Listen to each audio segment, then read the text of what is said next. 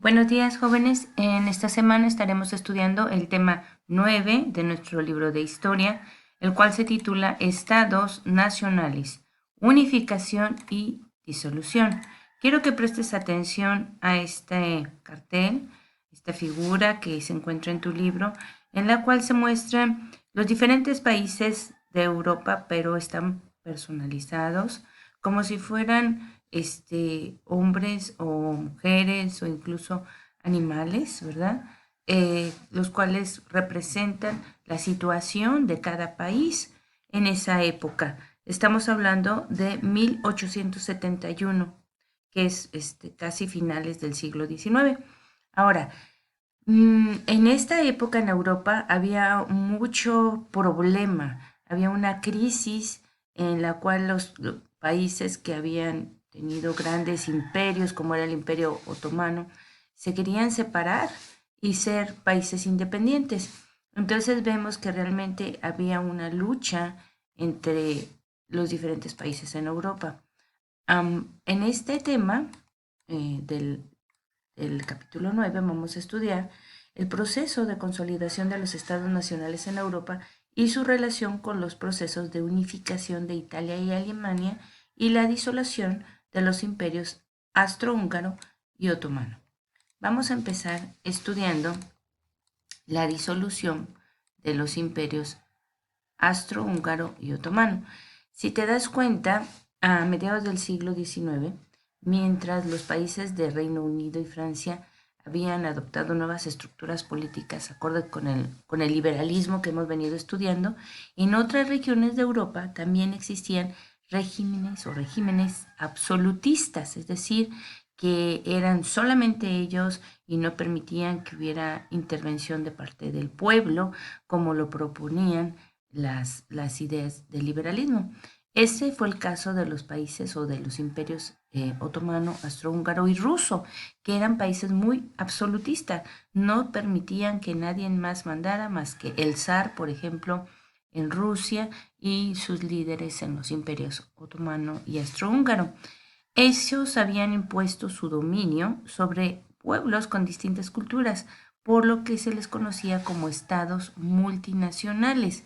Aquí en este dibujo te puedes dar cuenta cómo otra vez estaban dividiendo el mundo y, por ejemplo, todo lo que es Turquía era del Imperio Otomano y los Balcanes, ¿verdad? También pertenecían a ellos. Bulgaria y Bosnia y Herzegovina se le habían quedado el imperio, las cuales pertenecían al imperio austrohúngaro. Y ahorita vamos a estudiar cuáles fueron las crisis de esos dos grandes imperios que fue el otomano y el austrohúngaro. ¿Okay? Pon mucha atención porque aunque va a ser chiquito el tema, es importante que lo tengas bien en la mente. La crisis del Imperio Otomano. Bueno, los dominios otomanos en la península de los Balcanes, antes extensos, se reducieron cada vez más por el avance de los intereses de los imperios austrohúngaro y ruso, que aquí los puedes ver en este dibujo, personificados eh, por estos dos personajes. Y este señor con el gorrito rojo está representando al Imperio Otomano. ¿Ok? Ahora, entre ellos querían arrebatar, porque todos estos países, Bosnia, Herzegovina, Turquía, Bulgaria, pertenecían al Imperio Otomano, pero los rusos y el Imperio Austrohúngaro quiso arrebatar de los otomanos y empezaron a dividirse su imperio. Así que los movimientos nacionalistas emprendidos por los pueblos que habitaban en esa región, apoyados por los rusos y los austrohúngaros, hicieron que se separaran del Imperio Otomano. En este caso, Rumania y Bulgaria lograron su independencia de los otomanos con el apoyo de Rusia. Y Bosnia y Herzegovina pasaron a formar parte del Imperio Austrohúngaro. Eso es lo que quiere darte a entender la caricatura. En cambio, Serbia emprendió una intensa lucha para lograr su autonomía, pero no bajo ninguno de los países antes mencionados. Los problemas del Imperio Otomano eran tan grandes en este periodo que muchos lo llegaron a nombrar como el hombre enfermo de Europa, porque llegó a ser un gran imperio, pero en esta época se empezó a disolver. No obstante, mantuvo su presencia dentro de Europa hasta que empezó la Primera Guerra Mundial, ¿ok? Entonces, eso fue la disolución del Imperio Otomano. Ahora vamos con el Imperio Austrohúngaro. En 1867 se formó Austria-Hungría, porque eran dos países, Austria y Hungría, pero se forma o se consolida como uno solo y se denomina Imperio Austrohúngaro. Con la unión de pueblos germanos eslavos, checos, eslovacos, polacos, serbios, entre otros, y húngaros, como los magiares, todos ellos con características distintas, fue llamada la monarquía dual, porque el emperador de Austria era al mismo tiempo el rey de Hungría. Entonces este imperio enfrentó diversos conflictos. Al exterior, arrebató al Imperio Otomano casi todas sus posesiones en Europa, y al interior debía enfrentar los movimientos nacionalistas que pugnaban por la independencia de los pueblos eslavos, es decir, se querían separar Checoslovaquia, Eslovenia, Polonia, Serbia, todos querían ser un país separado de lo que era Austria y Hungría, ¿no? O sea, el Imperio Austrohúngaro. Entonces, realmente tenían muchos problemas.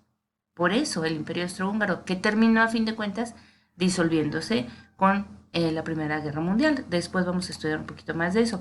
Y después tenemos Rusia, porque Rusia en esa época era zarista, es decir, el zar era el rey que gobernaba Rusia. Pero empezaron a levantarse, ¿verdad?, unas personas dentro del país para poderse rebelar en contra del gobierno zarista y llegar a ser lo que fue la Rusia comunista. Por su parte, Rusia estaba gobernada por el zar, título equivalente al de emperador o rey, quien concentraba en sus manos todo el poder político. En el último cuarto del siglo XIX, es decir, ya casi a finales, el país atravesaba por grandes conflictos internos debido a la injusticia social y a la dura represión emprendida por el gobierno en contra de los movimientos de protesta, porque la gente no estaba de acuerdo con el gobierno zarista.